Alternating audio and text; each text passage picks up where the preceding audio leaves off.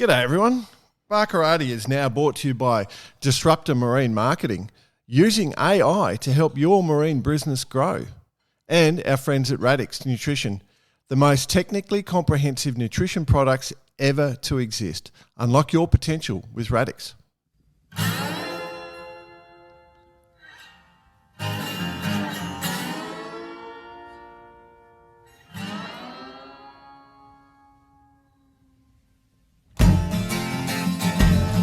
G'day listeners, welcome to Barkarati the Sailing Podcast. My name's Jordan Spencer and it's that time of the week where we get to talk to some really cool sailors. But of course I have to share the mic with my two idiot mates. First off, let's welcome Mr. Brett Perry. Greetings, Exalted One. BP.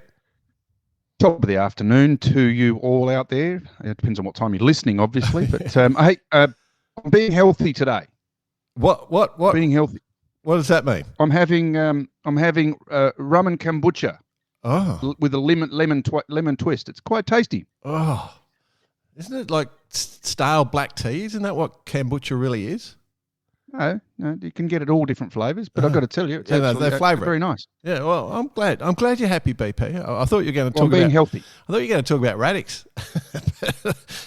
No, that was the other day. Okay, right, let's bring in the other bloke. He had a voice that could make a wolverine purr. Mr. Nick Bice. G'day, fellas. Oh, hey. Whoa. How are we all? There's something wrong with the Bicey bot. The Bicey bot's malfunctioning. Press pause. I'll just dial this down a bit. Is that better? Well, it's better. It's definitely better. I guess we have to reveal, like we're supposed to have a Mr. Bice, but I think he's on a plane again. So we have an improvement. We've upgraded. It's like we've traded in our old shitty car and we've gone for a newer flasher model, better looking, smarter, everything. So welcome back to our show. We've dropped the 2012 Commodore and we've gone for the 2015 version. I think it's more like a TD Gemini back to a Sigma, but anyway, you can work it out. Yeah, how are we? Chimera back to the Tirana. For those who don't know, Jody Shiels joining us, great friend of the show, been on many times. We're going to do a SailGP discussion because the final's in 2 weeks, or when you listen to this, might be a week. But anyway, the SailGP discussion, so there's only one man to talk to about SailGP. He's got all the inside goss. And so, yeah, that's it. So your Bice for the show, Jode. Mate, big shoes to fulfill, but I can say... Really. They're about size 9, 10. Yeah, true. I'm sort of must have preempted he's not going to be here because we had a 25th birthday here last night. Right. For one of my son-in-laws. We had a brisket. Right. Oh. And I had brisket for brekkie this morning as well. So I just the bot thing the planets are aligning. I just feel like Bicey today. Well, here we go. Hopefully I can do him justice. But you are you are having sailing paradise right now. You're on Barkarati having a chat. You're watching the 18s, I think, and you got a view out over the lake. Mate, I'm sitting here in my palace, as BP always says, in Wangi. I've got the 18-footers on the television. And I've just been watching the lasers. We've had the New South Wales state titles up here in Wangi the last 2 days, and about 160,000 ilkas floating around the world. And I can tell you at time of recording, it's a lovely breeze outside. So I don't have I don't have an extra TV here, but I can tell you it's a lovely breeze. Well, it's funny you say that because they went out about 11 o'clock this morning. Nothing. Drifted out, and there was a zero, and then they started towing back in at about 1:30, and literally as the tail enders come through, this nice little sou'easters kicked into the lake. So it's beautiful out there right now, but no lasers, no ilkas, whatever you want to call them. With your binoculars there, bud, can you spot the difference between the different lasers that are out there, the different manufacturers? There's the white ones, and then there's the other white ones, and then the not so white ones. The not so white ones, yeah. And you can tell when they've had the master step patch done, so they're the ones that are dodgy. Yeah.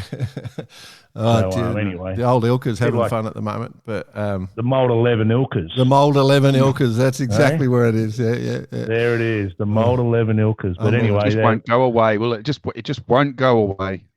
It's a gift that keeps on giving, mate. It's a gift that keeps on giving. But anyway, let's. I do want to say any way to get stuck into BP for our Elka stuff. People out there, sorry, we're just having a bit of fun. Any form of sailing's good sailing, if you ask me.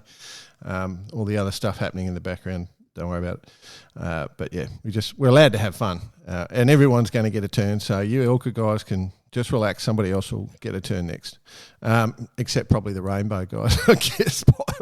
Actually, Pice is not here. The Rainbows, we can rip into them. We can smash the heck out of the Rainbows. Good plant pots. Yeah, you don't have to hit them real hard to smash them, I guess. But anyway. All right. You can put a bunch of beer in them too, with lots of ice. Mm. Oh, don't mention beer, mate. When you're saying you're being healthy, I'm sitting here with a glass of water because I tried to keep up with 25-year-olds last night. And when you're 53 and overweight and struggling in life, that's not a good thing. No, you got to slow it down. Anyway. All right. Okay, boys. Should we bring in our guest, Jay? Oh, yeah, our guest. We've already done that. Let's bring in our topic. SailGP. It's the final coming up. It's the last event of the year. What have we done? 11 events so far. We've got one more to go. Winner takes all, $2 million for the overall winner. It's pretty nice income. Anyone be happy to earn that much money in a weekend? Oh, yeah. Give it a go. We should ask what they spend it on. It's got to take me about 10 years to earn $2 million, but anyway, that's the way it works. 10 years? But, Jesus Christ, you're doing all right. Floor layer, mate. Kicking ass. Was ex-floor layer. Ex-floor layer. Now handyman. Handyman. So that, like you said, Jordan, that's great money. Oh. And that's, it's huge, huge, huge money. And it's all We're talking US, though, remember? Yeah. Which is even more. So, all right, you guys are good at finance while we're on this. So they get paid in the US dollar, right? Where do they pay tax? That's a good question. That is a good question. They'll have an offshore account in the Cayman Islands. For a start. That's exactly relevant. Basically, it's your country of residence where you pay tax, unless you're in the US. US have a different law. Yeah, it's income. You can get paid in any. Thingy, Bob. But yeah, so you've got to declare it. If you're an Australian, you're going to pay it in Australia. So every country's got slightly different tax laws, but that's the gist of it. You pay in the country that you live in. Is the real. There might even though the series is based offshore. Yeah, but it's like, so I earn money from SailGP, right? And I pay tax in Australia on it, right? So Gotcha. So it's the same. It's the same. Sucks to be the Australians with our tax rate. The rest of the countries could be doing all right. Yeah. I mean, let's not get hung up on tax. It's probably the least relevant conversation. True. Let's get off tax and politics. So there's good prize money. I think the total prize money's out like 12 million for the year or something, which is a huge amount of money. And sailing, and the series is going well, and people are getting paid, and teams are coming in, and there's all this sort of new things happening. People are still loving it, I think. I've seen some of the TV rating stuff, and they're actually getting more viewers than some NBA games in the US, which I find incredible. I don't know if you guys think that's any in apostrophe some. Yeah, not all. Yeah, that's right. Yeah. But that's good though. And the grandstand stuff, you look at the photos from New Zealand of the people in the grandstands. I mean, I tell you what, the Kiwis love a bit of sailing, and they turn up. And then if Brazil had gone ahead, it would have been even more extreme. Like the Brazilians, just so passionate about sailing. Like they're into it massively. And, there would have been 250, they would have sold 50,000 tickets, but 250,000 people would have turned up, it would have been insane. So good show. $12.8 million US dollars has been spent already, I think. So final $2 million US dollars. That's pretty good, isn't it? It's huge. And I learned, with the prize money, if they don't get paid it till the end of the season. So if they win an event in January, they've got to wait till the end of the season to get paid. And there's a little clause in there, which I believe is if you don't turn up at an event, if you're an athlete or one of the sailors that don't turn up at an event for a valid reason, and there's a very limited valid reasons, having children is probably it, or massive medical issue, you forgo your whole season pay packet. Okay. Well, here's a question for you. So I'm supposed to go one to way of locking them in. I'm supposed to go to Abu Dhabi, and I sent the travel team my parameters that I can travel under because I've got a real job, and I've got Barcarati and I've got all these other things, and they've sent tickets completely ignoring those parameters, and I can't get on the plane. I literally have to be somewhere else, and so it's been a week of silence since I wrote back and said can't get on the plane. So does that mean I'll still get paid? Well, if you send an email, that's what lawyers are pretty keen to sit you with a bill if you send you an email. So why not? All right, let's go into the sailing. So have we enjoyed it this year, boys? No. Yeah. I've enjoyed it because I'm not into it like you are, Jody. So you're sort of like in the nuts and bolts of it all, I just turn it on and watch it and then turn it off and then I'll put something else on. These last 4 events have been a snooze fest. Oh. Seriously. Yeah? Like the light air, well, when I say a snooze fest, the light air regattas that we've had, Switzerland, places like that, so small racetracks, Yes, I agree with that. 300 metre. Oh, the racetracks have been a weakness, yes. Yeah. Good God. Call. Good call. There has been some cool racing. Mm-hmm. Don't get me wrong, like in the light airs, there's been some, I hate to use this term, but snakes and ladders and all that sort of stuff in it. But, man, we've got to get away from these light air venues, surely. So, unfortunately, where the money is where you go. Absolutely, yeah, I get it. All right, so let's look at the Olympics. Perfect example of the. Yeah, well, aren't they going to have a Winter Olympics in Saudi Arabia or something? Isn't they going to use artificial snow? Did I just mishear that this week? Anyway. No, it's going to just be sand. It's sort of similar. Yeah, different colour. So yeah, to answer your question, Jordan, I don't think it's been as riveting the racing in especially the last half of the season. The first half was pretty cool. Yeah. And then we had some breakages and big gaps, and we missed Brazil and all that sort of stuff. But yeah, this last half, I don't know. It's just a bit of rinse and repeat that we've been doing with the racing and the smaller venues and all that sort of stuff. It just hasn't grabbed me by the short and curly type thing. Yeah. Okay, well, so let's look at some of the things that have happened this season, right? So obviously, first thing is we've got a new top speed, right? So the Danish team, I think 104 kilometres an hour, 56.2 knots, so 103.93, 56.2 knots. So Rockwell Racing and in Germany, where everything happened in Germany. Germany was the best event of the year, I think, in many ways. Oh, yeah, true. Yep. So the previous was 99.98 kilometres an hour for those. But so why did that come about? We know, you know why, we know why. Well, they hinged everything on these new T-foils and small rudders and so lower drag setups to try and get the top end up there. But then they go and stick the boats in light air venues. Yeah. So in 1 minute they're talking about the fastest or potentially the fastest boats on water, sailing boats, and then we throw these things in light air venues with ridiculously small racetracks, and I don't know. It's like they're hedging their bet. I guess they have to because that's our sport. You can't rely on the wind to turn up every venue. And we could go to Abu Dhabi in a couple of weeks and it could be 15 knots of beautiful. Well, no, I doubt it. So the first set of T-foils were the high wind foils, which were lower drag for higher top end speed. The second set of T-foils they brought in are the light wind foils, right? So they get you up in lighter breeze. And they seem to be, the fleet seems to be more equal with those foils, I think. I think we'd all probably agree to that. So they haven't sort of shied away from trying to make the boats more sailable in conditions. So that's what they did. Obviously, changing the foils over is a major, as is changing Do you think wind. it's just taken a bit of time for certain people to adjust to them, and some people have adjusted quicker? Because as you say, we've had 7 different winners. You know, like it's been good for the season in that sense. Has it taken a few different teams a bit longer to grasp it?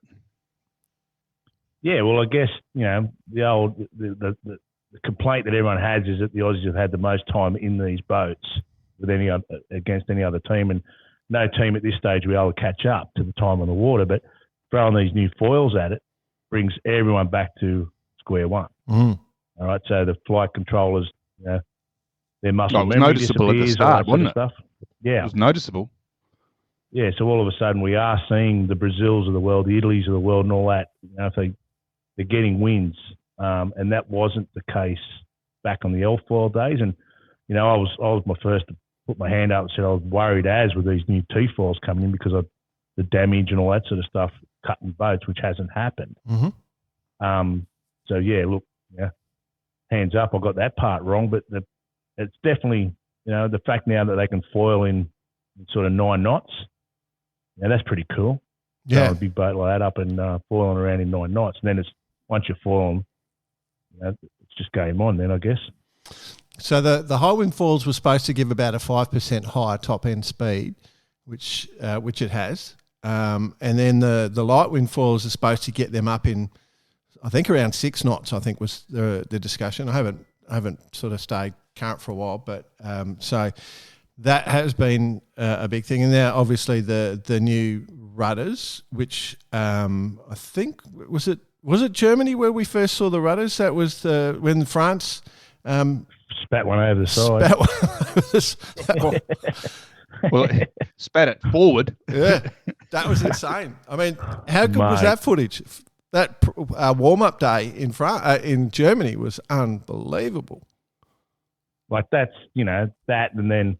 the Aussies to bypass, the reaction time with Tommy there to bypass, the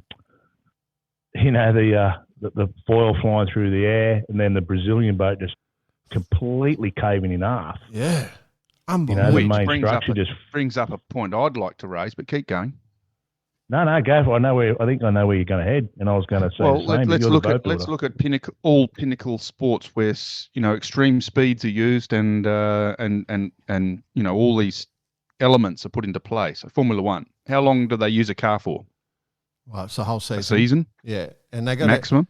They've got max. I think they've got 3 or 4 chassis for those cars. I think they do, but they've got rules around. Like it used to be, new engines each race and all that sort of stuff, and now they've got. I can't remember. Well, now there's caps. Yeah, yeah, you've got to have and you get penalties if you. They're kind of at the other end of the spectrum.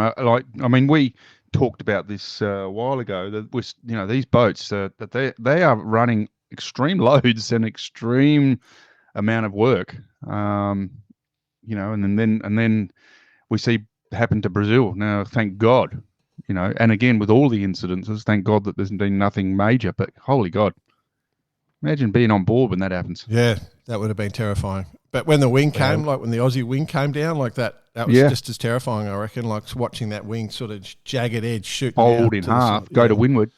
Yeah. Well, BP, you're the boat builder, mate. I guess this is probably aimed at you. The boats get pulled apart. Obviously, people listening to the podcast would understand how SailGP operates. If they don't, after every event, the boat gets pulled apart, completely pulled apart, thrown in a container and shipped off to the next event. All right, so that happens. Every time there's a finish of an event, the boat completely gets pulled apart, then puts back together. The loads and all that get tested, blah blah blah blah blah. But surely there's got to be a point where the things start deteriorating when you're pulling things apart. Would that be fair comment, or it's not necessarily the pulling things apart. I mean, the boys and girls that are running these programs, they're pretty efficient and they're damn good at what they do, no question. And same with the boat builders in place. I mean, the technology in manufacturing these days is second to none. I mean, some of the ways which we're using these fibers now is insane. The big thing is the amount of load and the amount of use they're getting. Now, there is always going to be a use by date on things, and at what point is that? That's the question. And unfortunately, because of the price of these things, you're not getting a new wing every season. You're not getting a new hull or new hulls every season. Where is the weakness coming into play? And that's the test with the with all the engineers and with the people involved to try and make sure they are all over it. There's sensors all over the boat, so I have there's no issues in that department. But is that sensor in the right spot? Is it picking up the right information? And X-raying and NDTing must be, I mean, having a baseline, which they would all have. It's the key to it, to making sure that any situation that they have found and/or is in part of manufacturing, that it's they're keeping an eye on it all, because ultimately that's a situation. The unknowns is the key. And that one of the other comments we made with these T-foils is, and then we started seeing boats breaking and things happening, is the loads that are now introduced by the T-foil, because they're a lot grippier around marks and all that sort of stuff.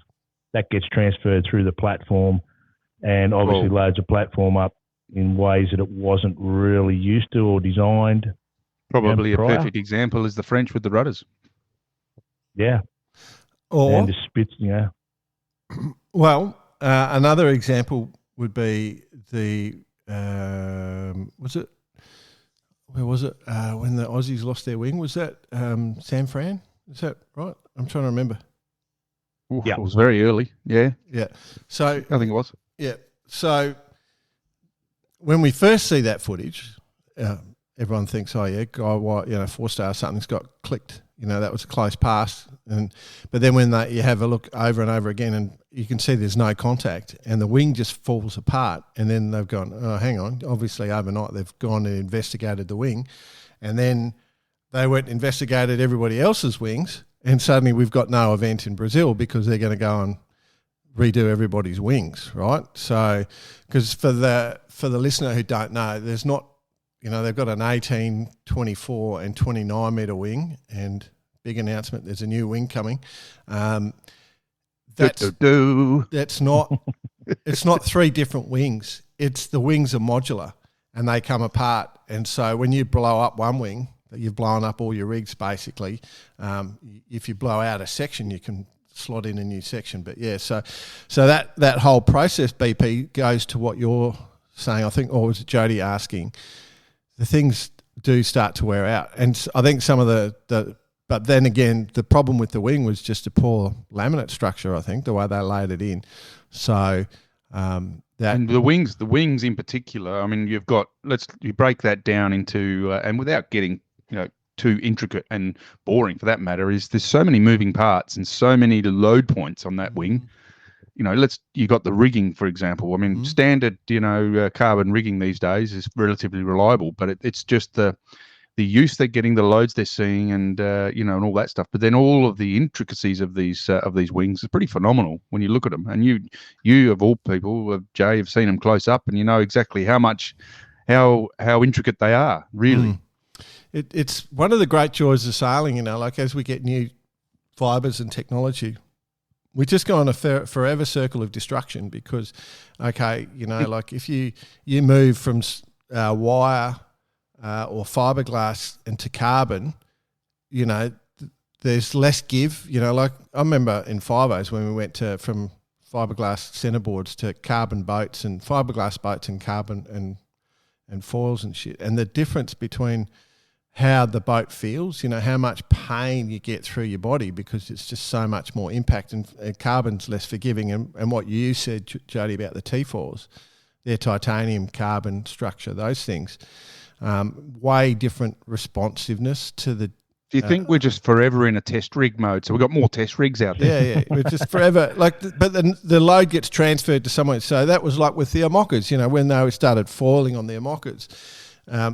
We were saying, it was a conversation Bicey and I had a lot because we're sort of heavily involved with it a few years ago, is that the mast has got to go because it's not rated for the load that the riding moment the foils generate now. So, and that was the weakness, it's a one design mast. So it goes to the next point. And then once the mast gets strengthened, then they find the next point, like that's sailing. It's forever circle. I'm sure every A-class sailor in the world sitting there going, oh, yeah, I've gone through that. Well, I've got to tell you right now, it's a hot topic here in Sydney, especially at the Palace on a Friday night at 4:30 at happy hour. Oh, yeah? Is the wild oats right now. That is getting massive airplay. Are they getting sued by the they've got Swiss plenty knife of time factory? to do it, but Hey? Well, you should be at the table of knowledge. Holy God, there's some theories going around. Wow. and I guess BP, what you said was interesting. Like, as we said before, I'm sitting here watching the 18s. There's not too many old 18-foot skiffs still blasting around in this league. Nope. You know what I mean? So Brett Van Munster's pumping these 18s out. Free plug there, Brett. Yeah. He's, so the fleet gets upgraded, like you said, every, I don't know, probably 2 years, 3 years, I guess, would be the oldest boat in the 18s at a guess. Because they're just a smaller version of, full carbon, all that sort of stuff, but they cop a pounding. Well, I mean, if there was Brett had a chat about it on socials a while back, and he said, they are, pushing the limits with the boats, and he knows they are. Yeah, right. SailGP, it started in 2019 when there was an amazing commentary team involved. Shout out to you, Shirley Robinson. So the boats are now 6 years old, been around the world, shoved in containers, getting baked and go through all that sort of stuff. And So what are you saying, Jody, that the boats haven't been replaced, but you've been replaced? It's I not fair. definitely got replaced pretty quick. They It's not eased fair. me out. Not fair. I should have at least had 6 years. And then, It's I think that's probably a nature of the fact that the commentary studio's in London and you're not. So absolutely, Yeah. that's right.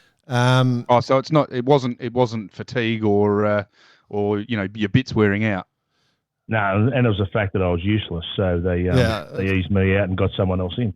it's not it's not as though you could do with modern technology. You could actually do the stream from across the side of the world, but Apparently not. No.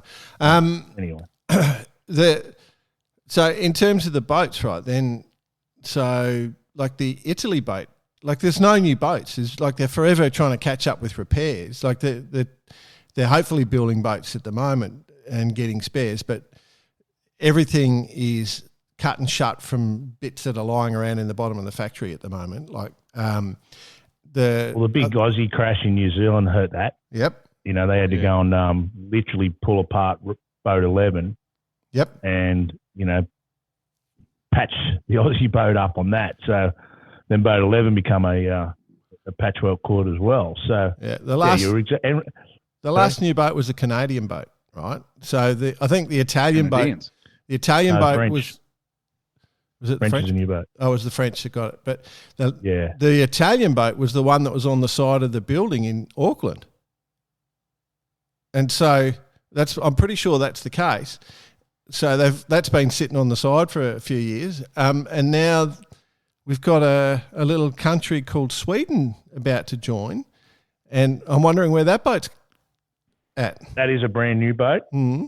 That is a dead set, 100% brand new boat with all the new trimmings, The new carbon Volvo, fiber, the Volvo sensors and everything. Optic fiber, sensors through it. But yeah, that's definitely a new boat. Well, it has to be. There's nothing else. It's getting commissioned. Here's a breaking for Barcarati. That boat will be commissioned straight after the Fred Flintstone final, the Abu Dhabi Do final. Yeah. And Artemis get to go play in it for 5 days after the final. So that boat gets commissioned in Dubai. It's good to see Artemis back in, though. Hey? Oh, yeah. I do want to say, just before we go too far, where you live, Jode, it's a very famous sailing family called the Outridge family. Lovely bunch of human beings. Couldn't find a better bunch of human beings. And there's a guy in that family. His name's Nathan. He's won a few medals. And basically you've got the keys to his house as far as I'm aware. So, and he's the skipper of the Swedish team. So what do you know, Joe? Like, have you got the full crew list? Have you got, what have you got? Or are you sworn to secrecy? Yep. Oh, no, I've got full right to tell you exactly what I know, and that is nothing. Oh, come on. I know that Nathan Outridge is the skipper. Ian Percy is the CEO. Yeah, that's a good combination. That's a good combination. It's good to see Ian. It is. Yeah. Yeah. And I was literally lucky enough. Nathan's here in Australia at the moment. Just got inducted into the Australian Sailing Hall of Fame along with Goobs and Glenn Ashby. Ashby, yeah. Glenn Which Ashby, is yeah. awesome. Yes. And yeah, Nathan, I had a quick chat to Nathan there yesterday over the road, literally lives across the road, his parents, and asked him about his trip. He's been sailing across the world in his boat, and asked him about Artemis, and he said, look, it's been sort of 12 months of not having an email or anything to deal with, and then turn the Starlink on every now and then and see how the world's going. But it's ever since the Artemis You could just announcement's imagine been him. going on. You could just He imagine said him it's somewhere in just the been Pacific, pumped. turning the Starlink on and goes, "Oh shit, I'm bloody the Yeah. skipper of Artemis. Ah, Yeah. damn it." Well, it's funny you say that because that's pretty much how it happened, from what I believe. So, Wow. although there was chats about it, obviously prior in different places, but yeah. So he said, the one thing he did tell me, and I did ask him. I said, look, I don't really want to know who's who in the zoo yet because I don't want to be the one that's leaking out all the crew changes. But he said it's very interesting where some people have decided to go within the teams. The Some transfers. very interesting. Yeah. That's just not just the Artemis team. Yeah, no. He It's transfer said season everyone's about to having- happen 2 weeks' time. It kicks off. Absolutely. Well, it's happening now. I But they're reckon not- it should be like a coverage. It should be a big night. You know what I mean? Like they do for the Australian rules football and all the other big things. They have a big draft That's the thing. draft I reckon that'd be system. funny. The So draft if system. you're the last boat, you get the first pick of your. Yeah, yeah. Probably what. Maybe America thought that's what was happening. That's why they're going so crap. Maybe, Oh. maybe they thought they would just throw the anchor out and then they get the first pick of the draft. But anyway, that's not happening. I see where you're going. I see they're What throwing do they call that? Tanking. They call that tanking, don't they? Tanking, yeah. But Last to I get the did first have pick. another interesting conversation with wasn't Nathan, but it was with a guy who's going to be fairly well entrenched in the Denmark team and next year, and he made an interesting point about. I think we touched on this when we were talking about Australia picking. So when they announced Chris Draper, we were pretty. I was pretty vocal about it, not picking an Aussie, blah blah blah. But anyway, they said there's just nowhere to. There's not a pool of talent to pick from to throw in these boats because they don't get any trainer time and there's no one coming through and all that sort of stuff. And this guy that I was talking to today said exactly that. He said, what's happening is because the athletes know that there's no one coming through pushing them for their spots, they can demand more money, so then they can go and say, right, oh, well, I'm happy to go over here and grab some cash over here because I know that there's not Brett Perry or Jordan Spencer on the sideline pushing my position. So the actual group of sailors who are sailing in SailGP at the moment, there's no timeout factor for them when you think about it. They're on the gravy train. Yeah. So like why won't they go and chase the coin? Well, it's not massive You know coin. what I mean? Though. It's not massive coin though. Like it's not massive coin, but they know their job's safe. Yeah. For You know what I mean? Yeah, for the team sailors, I won't. I mean, the day rate. It's day rates. It's nothing. It's nothing beyond what most of them could earn more on. Some of the other big keel boats, right? So, but it's a good thing to have. But some are on retainers, obviously, but most of them are on just a day rate, like you said. Yeah. So, so that's the thing, and then that, for the new team coming in, they've either got to steal or train up people, and we saw Nate go through that a bit with Japan back in the day. Where he was sort of having to go through the process of training up a bunch of sailors. So I'm intrigued as to how it's all going to play out. Well, you're throwing at least another 6 positions into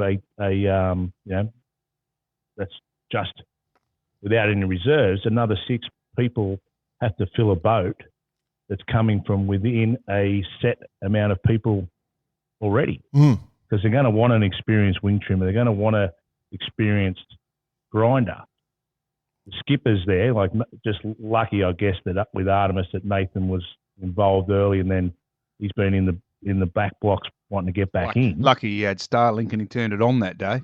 Lucky lucky he was at had the chance meeting with the with Torben. But yeah, so that sort of thing. They're scouting from within. They're not scouting from external to get these people. Yeah. So then the teams, and then they're all on the, they're trying to fight off people coming and stealing their athletes, which have put all this time and energy into creating the team harmony and their playbooks and so on and so forth. And all of a sudden, bang! So from what I gather, it's going to be a pretty interesting transfer period when it's announced. So think about it like this. Obviously, when I say that the Sailors are just picking up day rates, what that doesn't count in is the prize money. No. Right? So that's the thing. So when you are a sailor out there, when you're thinking about your team, where you're going to go, you want to go to one that's going to have success, right?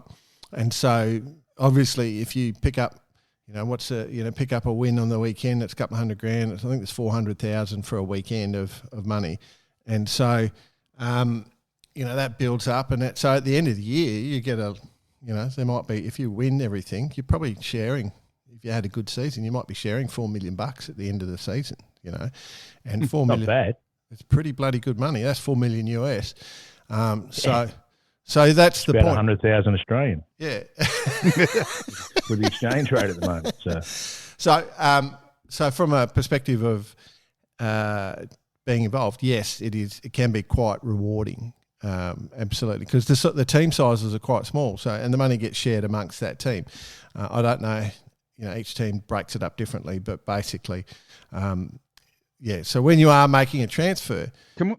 Yeah, go on. Yeah, go on. Yeah, I was just going to say you're thinking about performance as well. No one's sitting there going, "I'll just go that team." They're going, "Oh, I'll go to the team that's going to win." We touched on it earlier, though. It's been an interesting year. Let's talk about the year. What stood out other than the breakages? What stood out for you, Jody? Jay, go first. You go, Jay. Okay. I'll go. Dylan Fletcher, unreal. I like Dylan a lot. Dylan and I have had quite a few beers together and talked about things. And I got to know Dylan when he was persona non grata. No one seemed to want him, and he went shone in the cup. Did an amazing job in the cup. Stepped on. Well, that's where we all knew. I mean, after his 49er stuff, and then into the cup. I mean, he had it all there in front of him. That's the truth. Yep. So he's a good bloke. Great guy, genuinely nice guy. And so the performance, how well the British team, how they've all gelled together and how well they've gone is really cool. So that's a standout. The one I want to throw into the books, young bloke by the name Nick Hutton. He was in the Aussie team when they were dominant. Now he's gone across to the UK team. Is Nick Hutton the secret? That should be his new nickname, the secret. The secret. Do you reckon he's the kryptonite? He's the man. He's the rabbit's foot. He's the secret. Is he? I'm throwing that out. I'm just saying he's where he goes. He's a little touch of glory everywhere he goes. Nick will love me for this too when I see him, as well as Mrs. Well, we know it's not Kyle. Sorry, Kyle. Our favourite bloke. Yeah. Our favourite test rig. On your single. Yeah, you're right. You've got to remember, but Dylan was in the first two seasons of SailGP, so he hasn't come in blind, and his team that he's got now is red hot. Yep. It's he's got Parker, which he didn't have, and Goobs, which he didn't have in the first two seasons. Yep. And he's got a pretty handy lady sitting right behind him. Yep. In the strategist role. Yep. Which phenomenal team. she could have easily been the steerer of that boat. Yeah, exactly. It could have easily gone that way. It would have been no surprise to anyone. Yeah. So Hannah's brilliant in her own mind. And so she's a big part of Dylan's success, and big part of what GBR are going through right now. I have no doubts on that. But he's got a pretty handy team around him. Well, that's what we've said from the start. That if you look at the consistency of Australia, that's part of it. The fact that they just all have so much faith in each other, And that's what the top teams do. I mean, Spain last year, they just plugged away and they just kept doing what they were doing and had absolute faith in each other, and that's what it does. That's what the good teams do. You're interesting. So the Spanish team, obviously, I think they've had more wins than anyone this season, but they've also, so that means they're in fourth. So they've had the most volatile outcome, and it's very unusual to say the words volatile and Spain together. I know. Waiting for BP to come in. Why?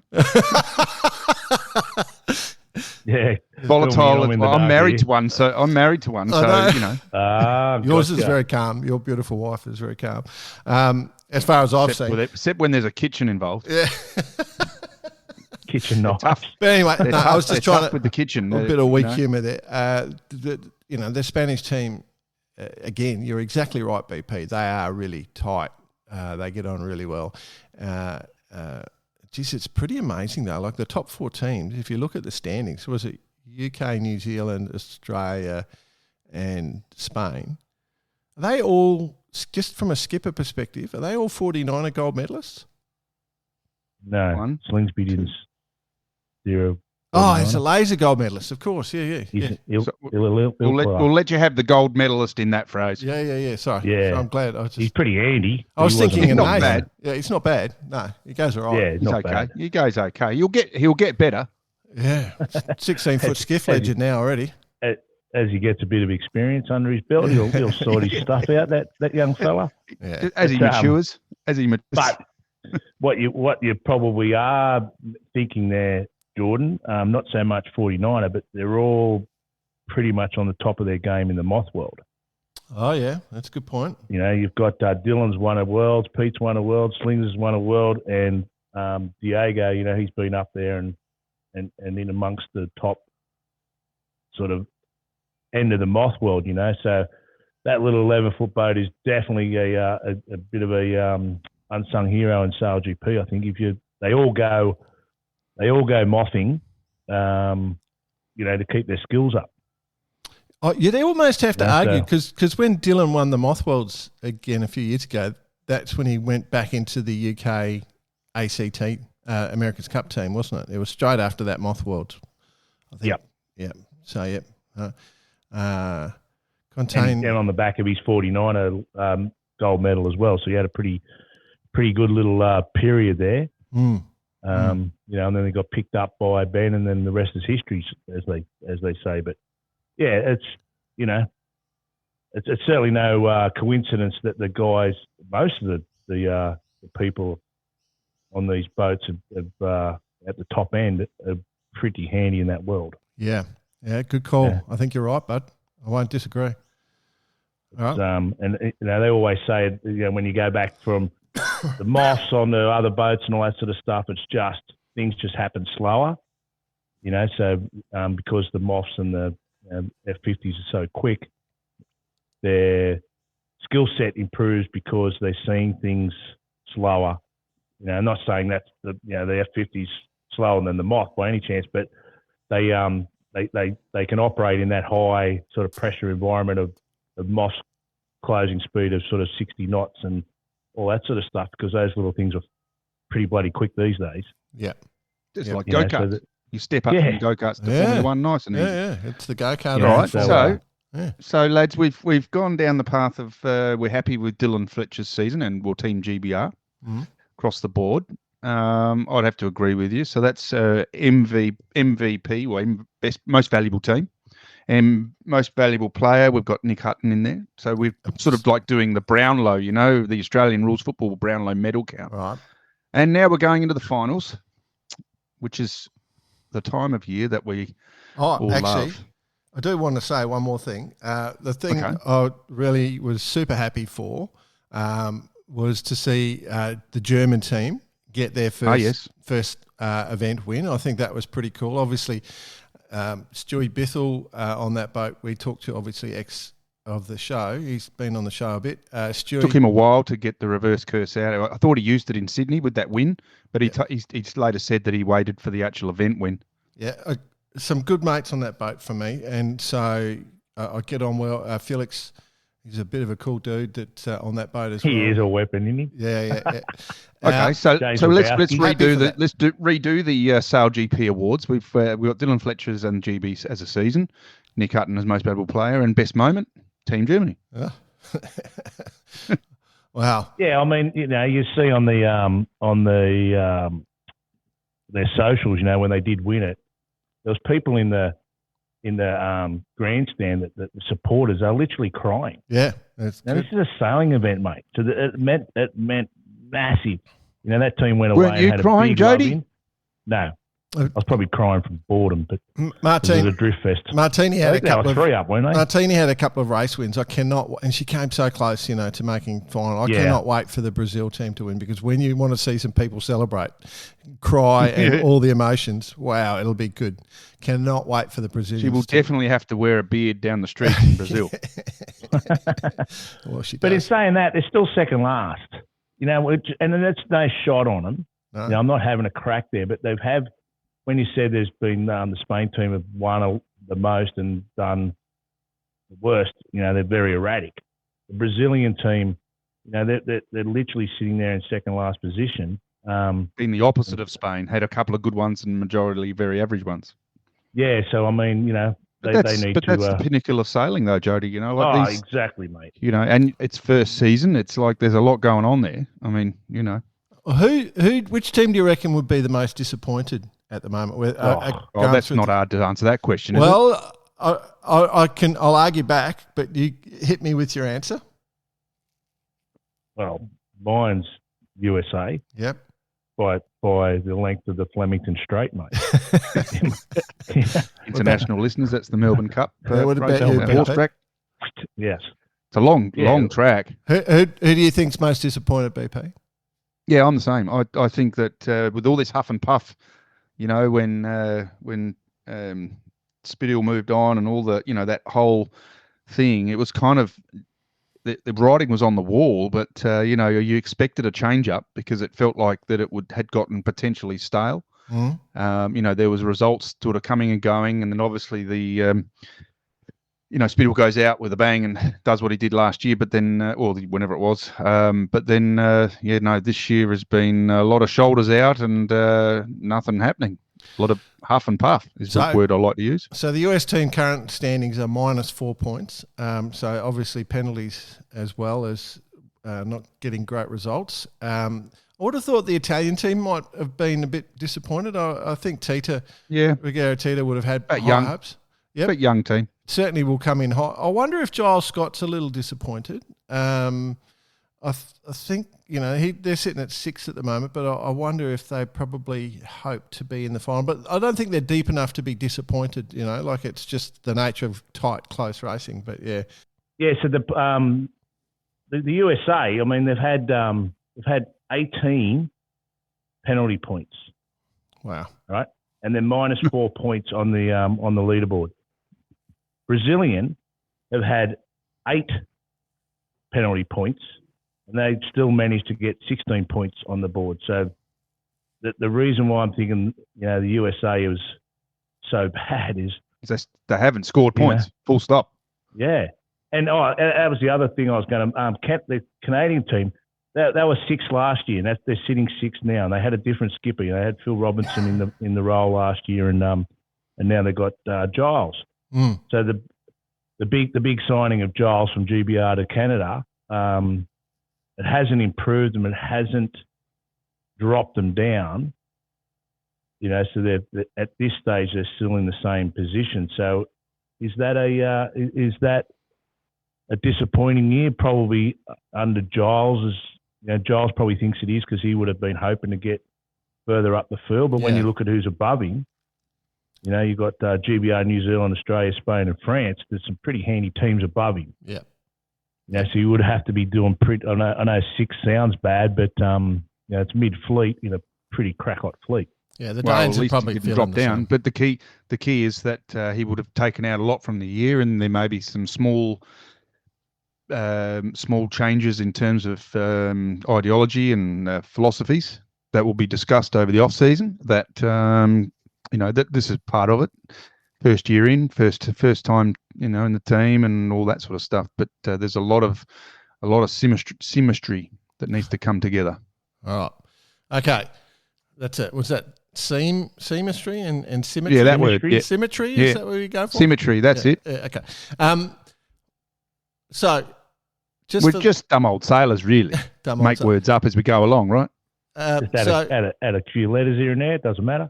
With the end of the Abu Dhabi event, so they'll have the normal round robin of racing and decide a winner for the event, and then they add all the points from that round robin, and then it's the top 3 teams for the season that will go into the match race, right?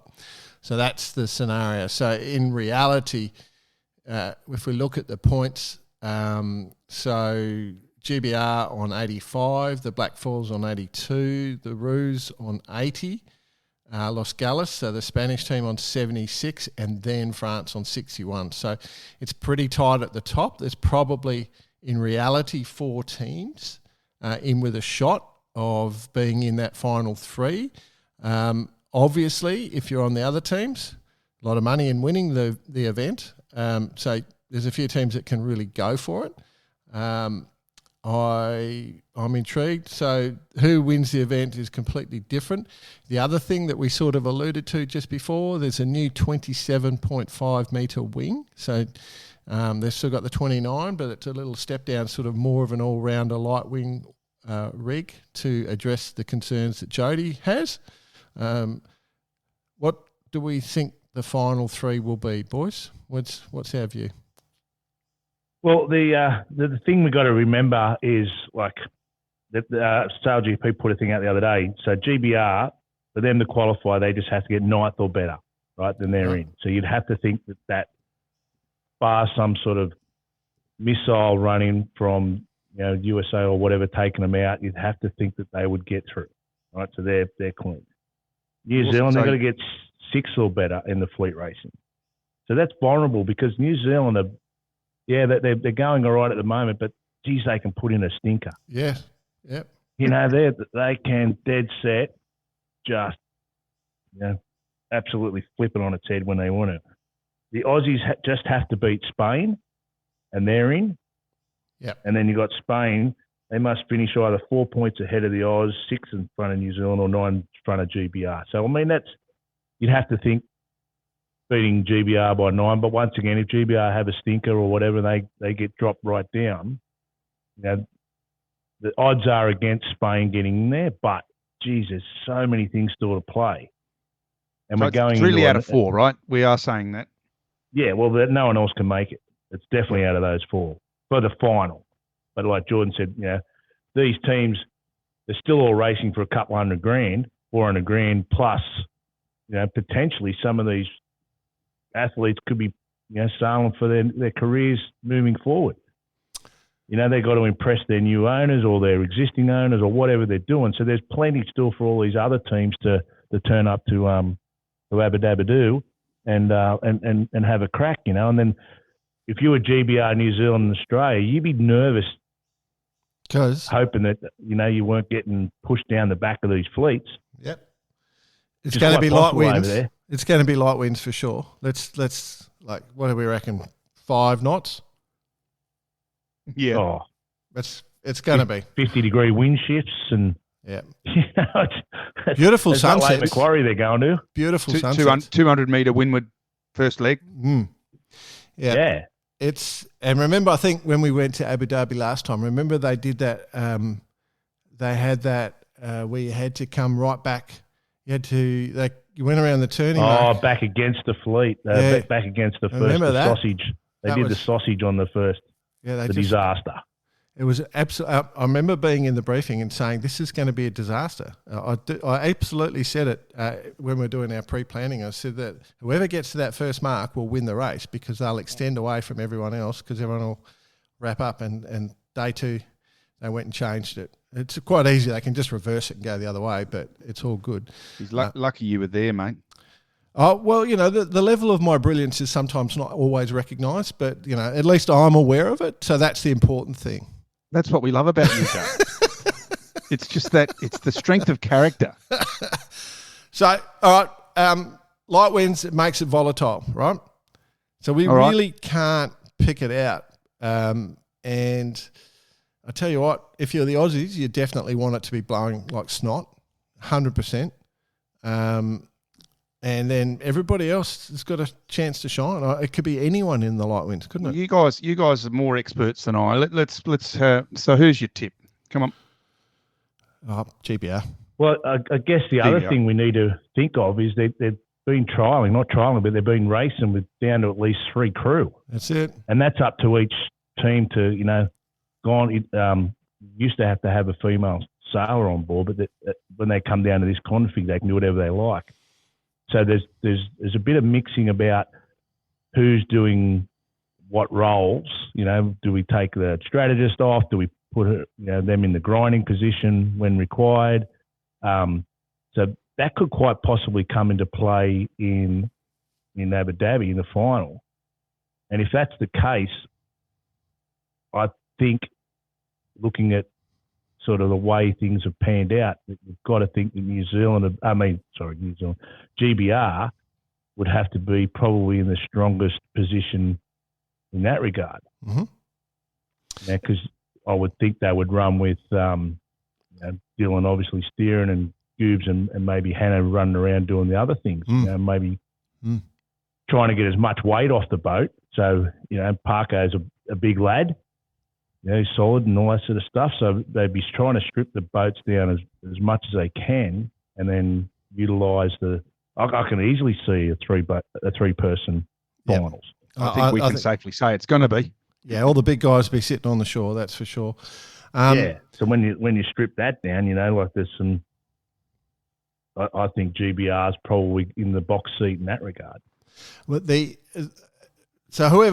only other point I want to make before we sign off is that it doesn't matter because 3 teams get into that final, and really it's all about which 2 boats decide to attack each other, and that 3rd boat sneaks out and goes. That's the one. Ongoing discussion about a 3-boat final, isn't it? Yeah. So at the moment, but obviously, if it's 5 knots or 6 knots, then some boats might fall and some boats might drop off the. Oh God, it's going to be frustrating. Jody's going to hate that, but. Yes, absolutely. It is going to be light winds. I know it's going to be light winds. Sorry for our friends in Abu Dhabi. I can't wait to get there. Looks like it's going to be perfect weather. I've done my long range modelling. At the moment, honestly, I know it's worthless because it's never quite right, but at the moment, I'm going to say mid-20s, blue skies, 5 knots for both days, maybe 6 knots for day 2. Okay, so then if they don't get racing off, well, they'll get racing. They have to get racing. That's it. It'll be the lower limit is what, 6 knots, I think? Is that right? Yeah, I can't remember. So they're going to have to get racing. So, should we ring Mel and see what the rules? see what the big fella will. But so the things that's going to come into play for the final are definitely there's still a fleet race to happen. So there's potential of breakages, there's potential of penalty points, and there's potential for people to have an absolute stinker. So those 4 teams would definitely be stressing out about how this lottery of a final event will play out, I guess. What it's going to come down to? Starts. That's all about the start. There's no different playbook, is there? When it gets windy, there's more passing lanes when it gets windy because, Oh, yeah, we know that. When the gusts come through and they got a bit of length on the course, you can really pass. Like there's opportunity, but starts. All right, so safe bets GBR then, is that what we're saying? As much as it pains me to say it, yes, I think the GBR is definitely in the box seat. I'm kind of there too. And it's going to be brutally painful listening to them for 12 months about being the champions. They finally win something in a major. Well, I'm willing topping it in all other sports. We've got the Ashes this starting next week, which we'll win easily, so that won't be a problem. Flog them. Yeah, yep. But we're copping it. We're copping it with bloody Formula One. That's not good enough. And then well, imagine if they win that and SailGP. Yeah, wow. Cool. The world won't know what hit it. Bloody But bombs. I just hope for the event, for the series' sake, that we don't have a farcical situation for the final, because it probably doesn't deserve that. Yep. You know what I mean? And then we got a really good year, cracking straight into Perth next year in January. Can't wait for Perth. Going from a drift fest to 25 Nuke Fremantle out. Doctor. Full nuke out. Fremantle Doctor. It could be, those boat builders could be super busy by the Can't time wait. Fremantle. Cannot wait. It's a tight little course though, just for something it different. is. Yeah. I'm actually trying to get across there. I haven't got a gig, but I'm thinking I'd love to get across there because it's my birthday. So that weekend. So I reckon it'll be unreal because they got the 5-0s are on there. They got all this cat sailing. If the 5-0s are there, It's everything. It's all no on. reason to not go. You got to go. I'm there. I'm there. I'm 100% there. Yeah, you're right. It'll be the place to be. Place to be. Perth Rooney. Cool. Yeah, so Alrighty. That's what I think. Unfortunately, we haven't had a real lot of excitement coming out of the last 4 events, or 3 especially, and we've had this massive long gap. That is like a bit of a. You're always almost just waiting, and then the event will turn up, and hopefully it won't be a snooze fest. But who knows? Yep. Well, all I'll say is we're grateful for SailGP. Thanks for the organisers for putting it on, because they've made it work. So we, despite all the noise we make, it's still very cool. Oh, absolutely! It's the best sailing event in the world now. It's surpassed the America's Cup in a heartbeat. But that's a whole nother. Let's not do that discussion. You're trying to get us in trouble, Jody. All right. Okay.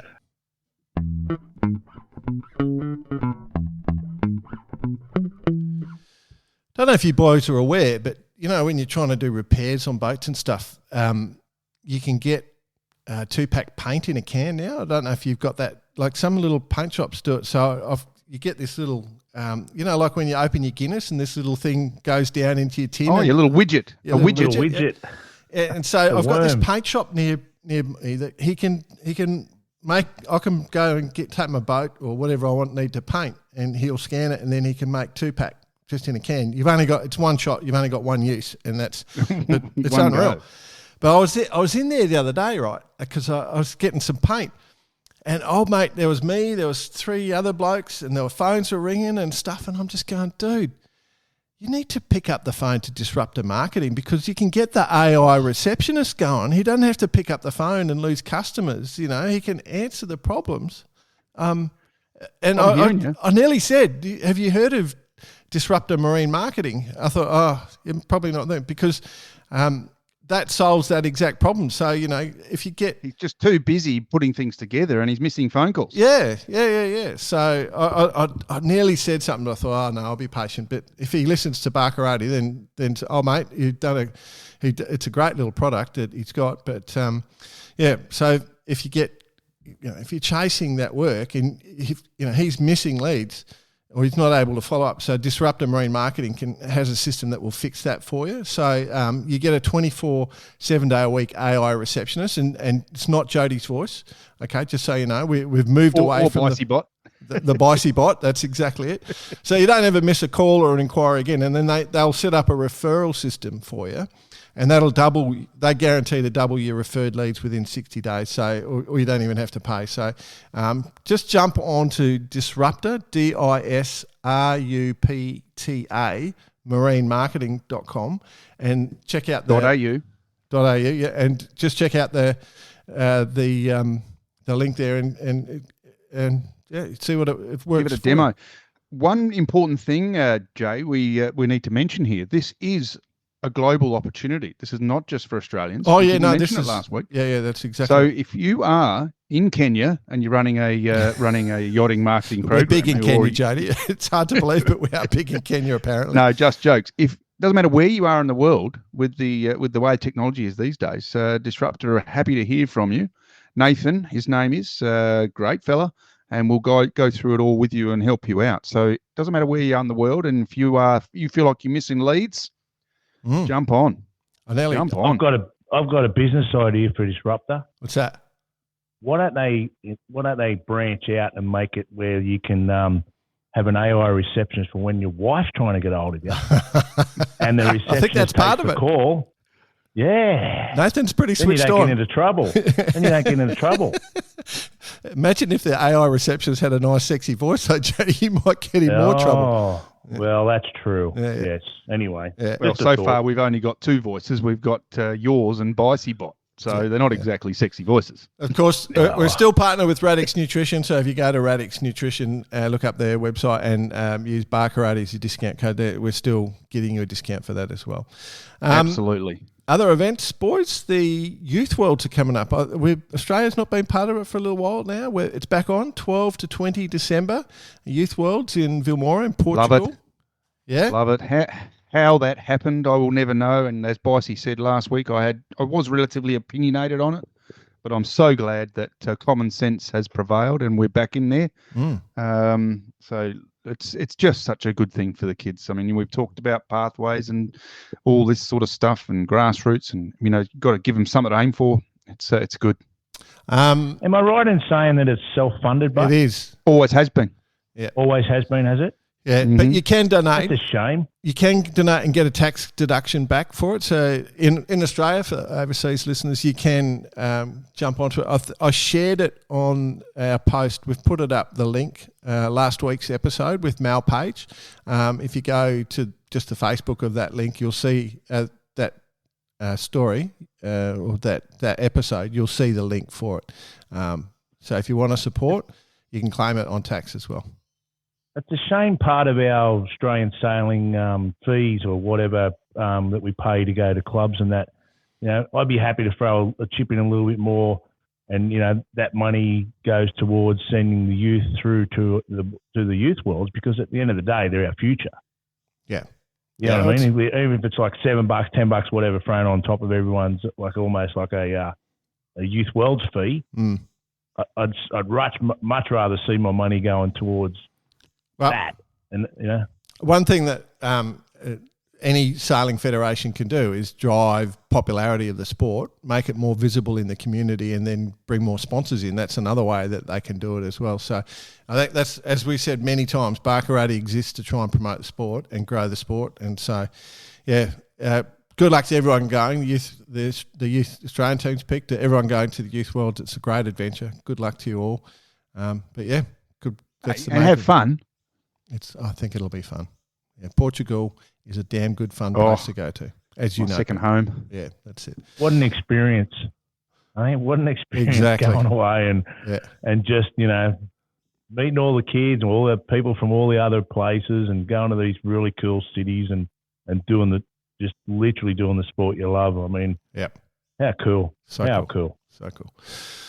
Okay, Jack Lloyd Listener of the Week, boys. This is going to be an interesting one. It's presented by our friends at Vycobi. I think you've got another week or so before we make the decision on who is the Listener of the Month. Our friends at Vycobi do give away a couple of $100 worth of Aussie worth of gear. Obviously, the Black Friday sales are on at the moment, so you can get some great Vycobi stuff through that. So a couple of $100 will probably double out in terms of value of gear you'll be able to get. So jump on. We've got an email from one of our friends of the show. We're all mates with this guy. And he came on the show just before going to the Windsurfer Worlds. And it's a really interesting email where he gave us an update of the Windsurfer Worlds. Did you guys see this email, or you wouldn't have seen it? I did, yep. Had a good read of this. I'll just sort of speed through it, but there's a little bit of humour in this. Back from Europe. So, hey, blokes, back from Europe. Just thought I'd drop you an email how it went. Greece, great place to sail, but it's a bit of a hole because everything's in ruins. Most of it thousands of years old. Could do with some renos. I think that's humour, all right? He did well at the Worlds. Finished 11th. He was going to use the reverse curse as he was looking real good mid-regatta. He was 5th. And then he did a marathon and 2 course races in one day in 25 knots, and that finished off the old disabled bloke. But he was mixing it up the front with the best and had an absolute blast with friends, Al and you. Then he went to Egypt, unplanned, but had always wanted to see the pyramids. Thought it would be funny if I sent a wife of me on a camel in front of said pyramids without telling her I was going. That is funny. Turns out not so funny after being a couple of 100 kilometres from Gaza. Had to sail down the Nile on a traditional felucca.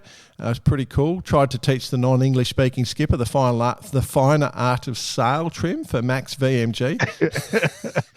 So it's pretty much wherever you go in the world, you can sail something. So came home, straight back Couldn't help himself. Straight back into regular hospital treatments for the tumour I've been fighting for a while now. And last Friday, got the news that I have beaten the bastard. So what a month it has been. Can only be the bar karate reverse curse. Thanks, lads. Yes. Love your work. He used the reverse curse to kill cancer. That is, Dolly, that's insane power. I didn't know we had that much power. Did you guys, did you know this? Like the reverse curse is that strong? I've known, but this is the first time it's been applied. Wow. If you look at the little print in the contract, it's there. Wow. Are you impressed, Jody? I'll tell you what, you guys last week were calling yourselves Santa Claus, and now this week you're calling yourselves Jesus. I mean, seriously, bar karate is just... We've gone off the rails. I'm honoured. I'm actually sitting here right now. I'm actually starting to feel, I know, some sort of a thing just come over me because I'm literally part of bar karate. So my goodness, how good is bar karate? I love his closing line because this is Dolly DeVol, obviously a legend of our sport and one of the nicest guys to boot. Has been through a lot. His closing line, because obviously he's had stomach issues and alcohol was off limits, and obviously it is probably going to stay off limits. But his closing line: "Thanks, lads. Love your work. Hope I can have a beer and share a few with you blokes." So that's just it's pretty. It's awesome. And Dolly, love you, buddy. Good on you. Yeah.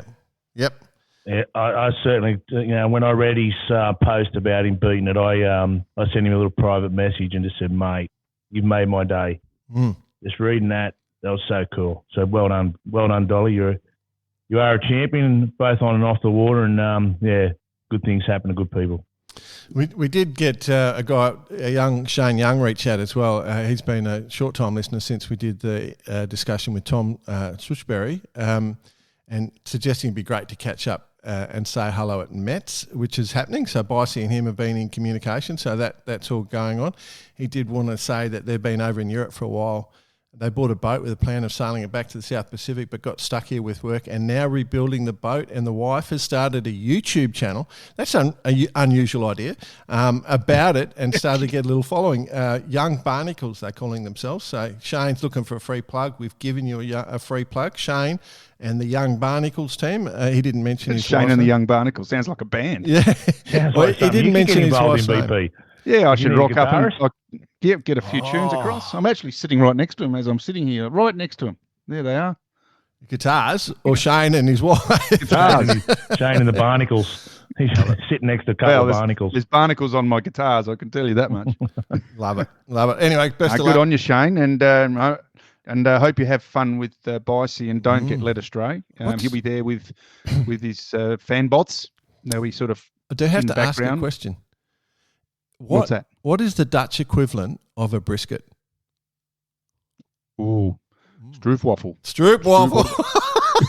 I bet, Boss, you better bring me some stroopwafels home, bloke. What's that stuff that they eat out of the can that smells disgusting? Oh, that's fish. Sweden, isn't it? Yeah. What? No. Anyway, they crack it open and they can. Yeah. They can. Oh, I thought that was Swedish. Anyway, delicacy. possibly that. Yeah. Oh, it might be Swedish. Yeah. Anyway. All right. It's not from Wanji. Yeah, local Wanji Yeah, lad. it's not from Wanji. Yeah.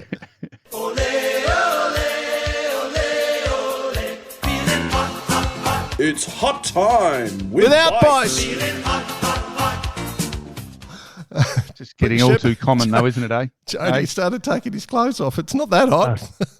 I just thought, leave your tracksuit pants on. Leave your tracksuit pants on. Because I'm the Bicey bot, I just thought I had to do it. Sorry, guys. No, you did well. You did well. Do you want me to lead it, or one of you guys want to lead it? Yeah, you lead it. All right. A-Class Worlds, boys. I think they've just been run and done. You guys have been across the A-Classes at all? Been watching it? Yeah. I seen a really cool video the other day of a drone shot at the bottom mark when you had two A's coming in on full drift mode, and another guy comes flying in from from the back, full foil, and he goes over the top of one, inside underneath the other, and spins around the mark. And it was like not much room to play with. I thought, how cool are these boats? Yeah. It's such a Amazing, cool aren't they? looking thing. So Yeah. if you haven't been watching, it's basically run and done, I think, at the moment. There's two different classes, the classics and then the open. Obviously, it's been a bit of volatility in the Opens. It looked pretty much like it was Ravi Parent and Darren Bundock were the two standouts at the start, but there's been a full range of conditions, and Jakub Surovic has come through. He had an amazing finish to the regatta. After the first three races, he's gone 1-1-1-1-2-2. So, yeah, he's the man. Ravi into second. Adam Beattie, the Aussie from Aussie, and then Darren Bundock third and fourth, and then Steve Bruin in fifth. So what's that? Aussie. Oi, oi, oi, oi. Have any of you blokes ever won a regatta with a picket fence? Nah. I don't think What? so. One. Like not like a No. 1. You ever won a regatta? Well, I'm here. You've I'm got here to have to that tell bit ya. first. Gotta have I'm that here to bit. tell you, you're talking to a bloke who has. So just Oh, actually, we won 2 nationals with picket fences back in the Endeavour 26 days. Thank you very much. But Wow. anyway, we'll run off with that. Ever 26. wow.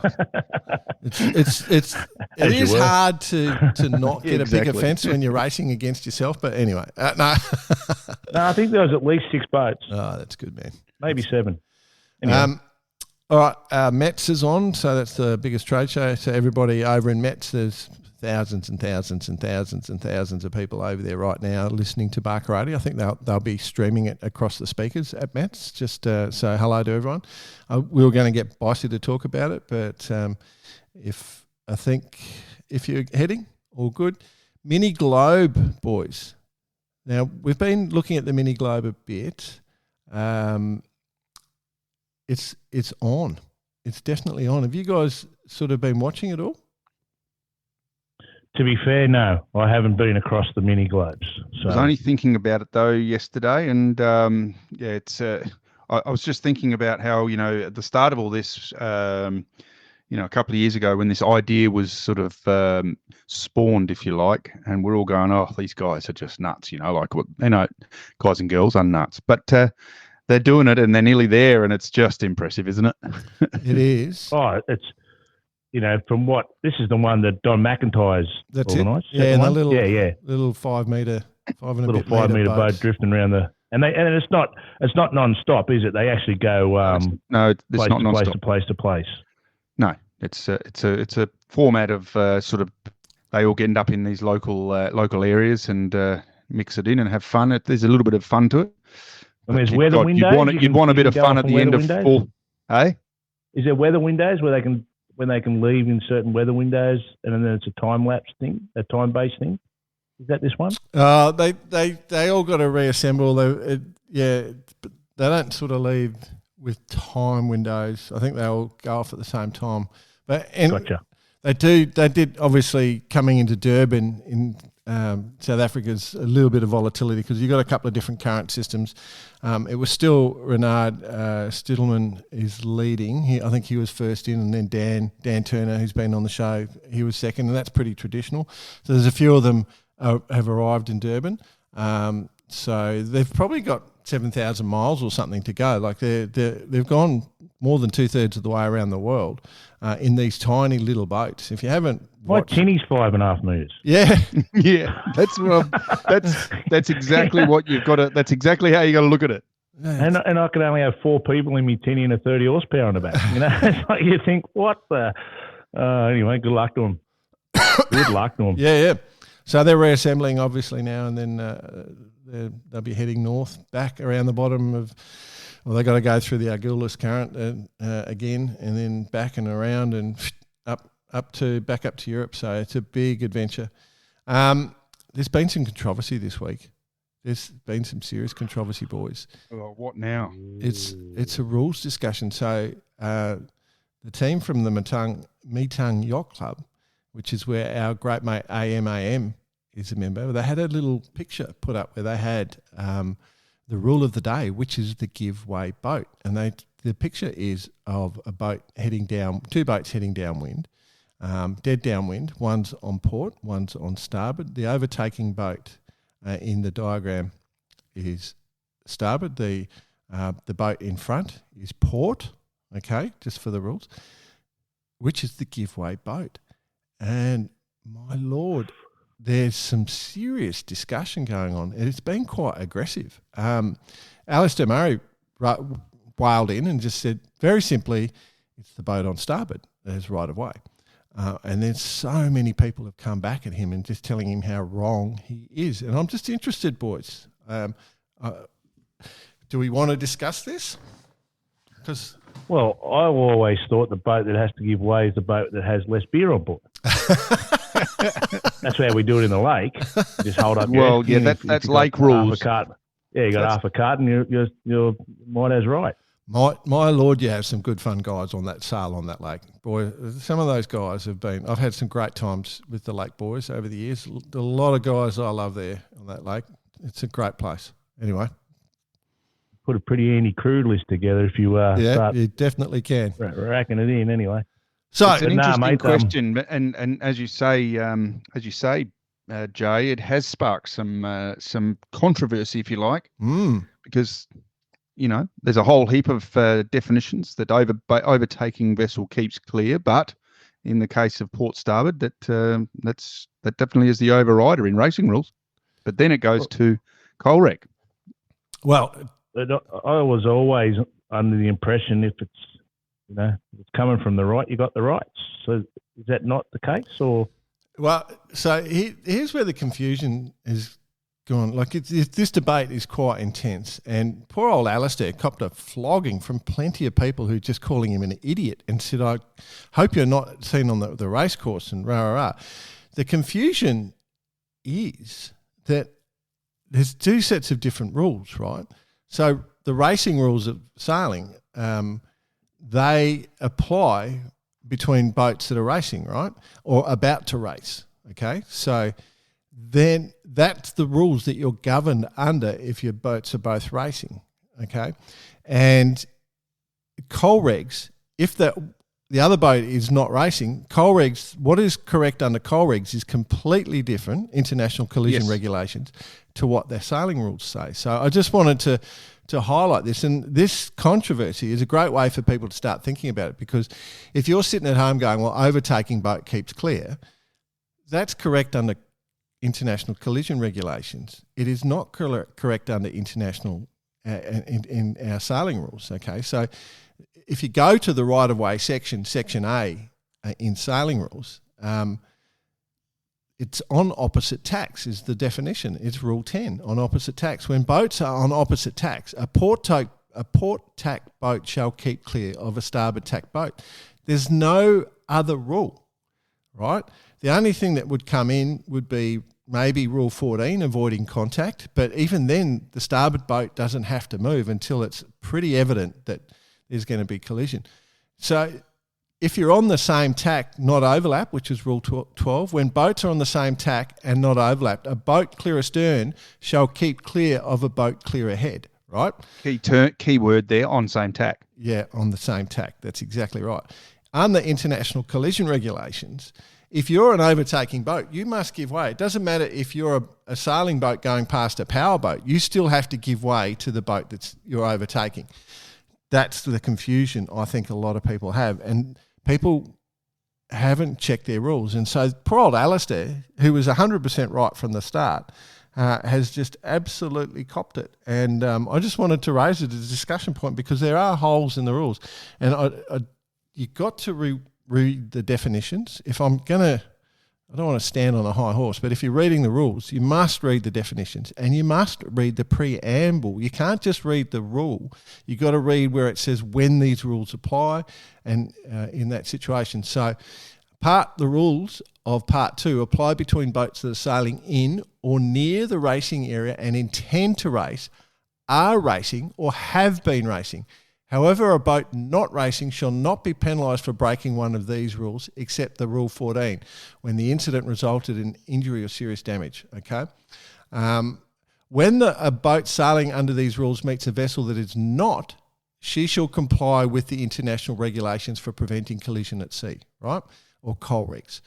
So that's all in the definition, or all in the preamble of right-of-way rules when boats meet, part 2 of our sailing rules. And it's all very, very simple. But it's congratulations to Metang Yacht Club for putting it out there, because I think, boy, oh boy, did it cause some controversy. Poor old Alistair. He was so right. He was just ruthless. He said, no, this is the rule. And people just wailed into him. He said, well, you're wrong. And he didn't. Well, it just shows what you've got to deal with, doesn't it?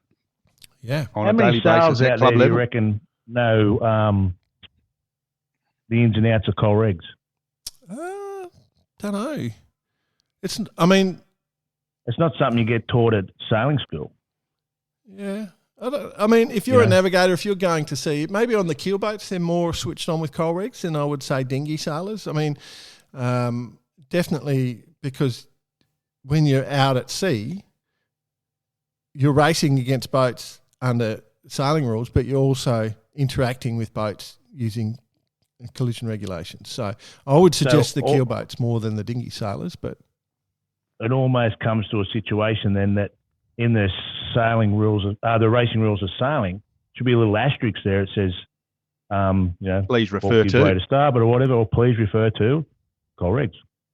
Yeah, well, it kind of says that in the preamble under part 2, right of way sort of thing. So it says when the racing rules apply, and then it says when international collision regulations apply. So stand up, AM. Yeah, it applies until it doesn't. Stand up and be counted, AM. Interesting.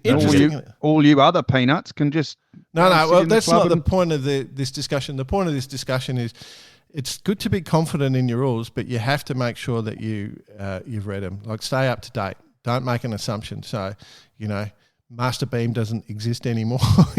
What? Oh, doesn't it? When that go? Around 2000, I think. Around it must be 2000 edition of the rules.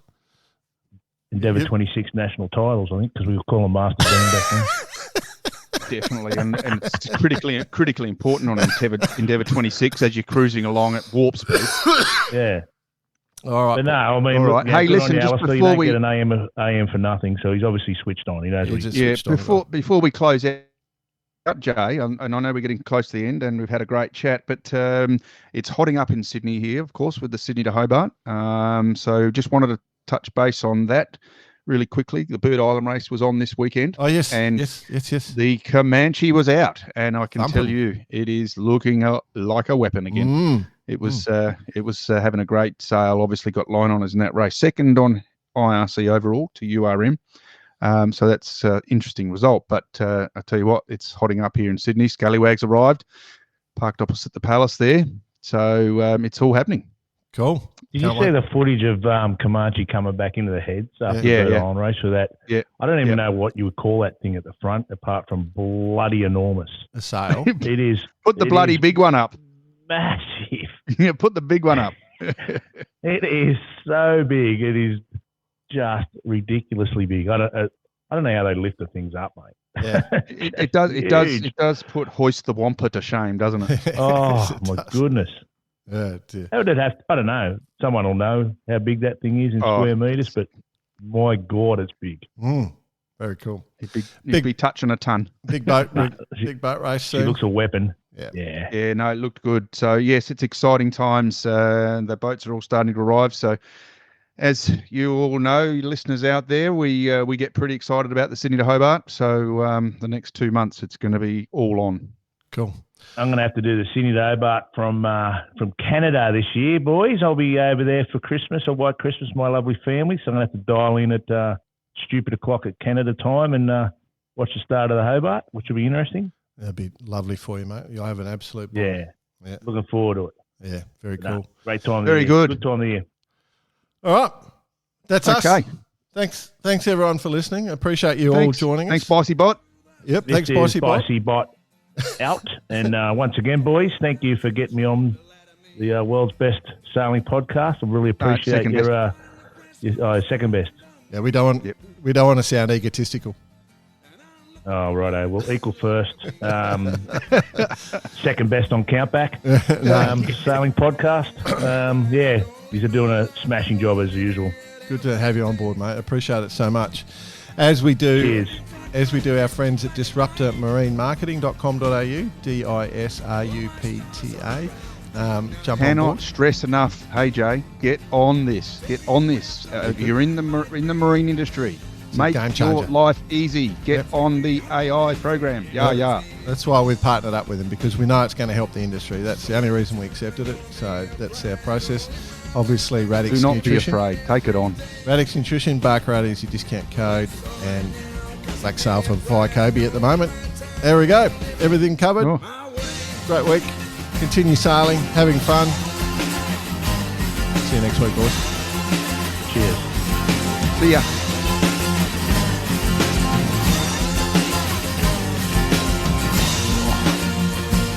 You just get tired with that slide guitar, BP? Ah,